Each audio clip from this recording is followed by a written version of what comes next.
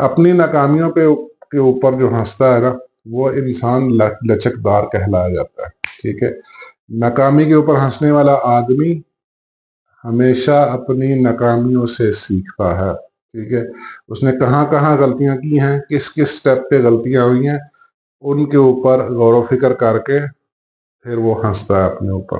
ठीक है, ये चीज ना आपको लचकदार बनाती है। ठीक है, ये लचकदार बनाती है प्लस आपको दलेर बनाती है। ठीक है, इसका पहला पॉइंट एडवांटेज यह है, लाफिंग एट योर सेल्फ या laughing at your own mistake will make you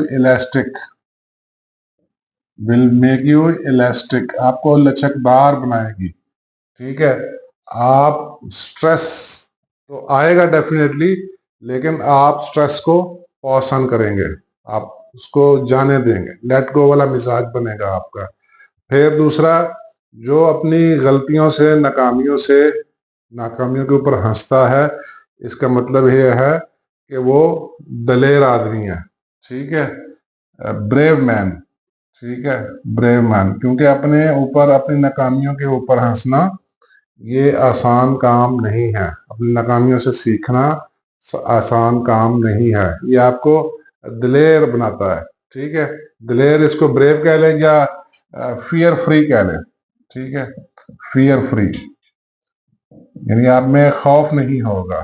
ठीक है, अच्छा, जब आप नाकामियों पे या अपनी गलतियों के ऊपर हंसेंगे, ठीक है, तो फिर आप में ना हौसला भी पैदा होगा, इससे हौसला अफजाई मिलेगी आपको। ठीक है, एनकरेजमेंट, मैं नेक्स्ट लिख देता हूँ, एनकरेजमेंट।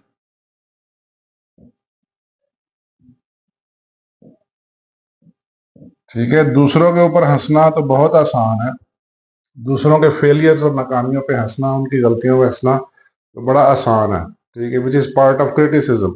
लेकिन अपनी गलतियों पे हंसना और अपनी नाकामियों पे हंसना, ठीक है, असल चीज है।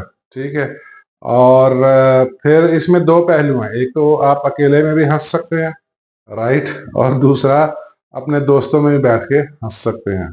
ठीक है, इसमें कोई वो बुराई नहीं है। ठीक है, आप फिर अगर ज्यादा फील करेंगे तो ही बुराई है, अदरवाइज इसमें कोई बुराई नहीं है। इनके पहला फायदा है, एक तो आप लचकदार होंगे, इलास्टिक होंगे। ठीक है, दूसरा आप ब्रेव होंगे यानी फियर फ्री होंगे। ठीक है, तीसरा, खुद जब हंसेंगे अपनी गलतियों नाकामियों पे, आपको हौसला अफजाई मिलेगी, आप थोड़ा रिलैक्स होंगे।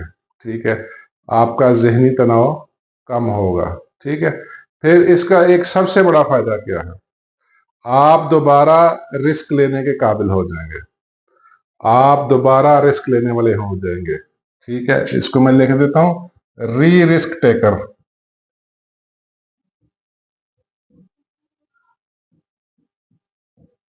एक तो चीज है कि आपने रिस्क लिया, आप फेल हो गए, नाकाम हो गए, आप मायूस होकर बैठ गए, आप स्ट्रेस में आ गए, तनाव में आ गए, राइट। जब आप अपने ऊपर हंसेंगे तो फिर आप अपनी गलतियों को तलाश करेंगे, आपने किस किस जगह पे गलती की है जिसकी वजह से नाकामी का सामना करना पड़ा है। फिर इस तरह आपको और हौसला मिलेगा और सीखने का हौसला मिलेगा, आप दोबारा रिस्क लेने वाले हो जाएंगे। ठीक है, री रिस्क टेकर। ठीक है, फिर इसके बाद ना लर्निंग इंक्रीज होती है। ठीक है, इंक्रीज योर लर्निंग,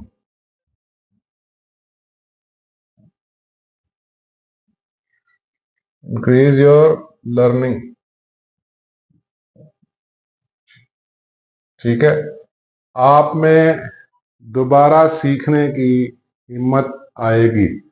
ठीक है, आप में दोबारा उठने की हिम्मत आएगी। ठीक है, अच्छा, फिर इसके दो पहलू हैं, एक तो है कि आप अकेले में अपने ऊपर हंस रहे हैं, राइट, यानी आप अपनी गलतियों को एंजॉय कर रहे हैं, अपनी नाकामियों को भी एंजॉय कर रहे हैं।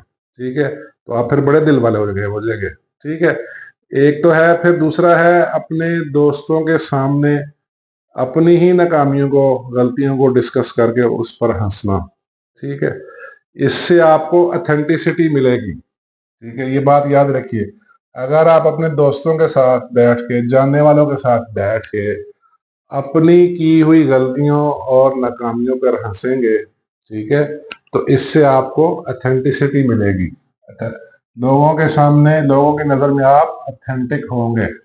ऑथेंटिसिटी,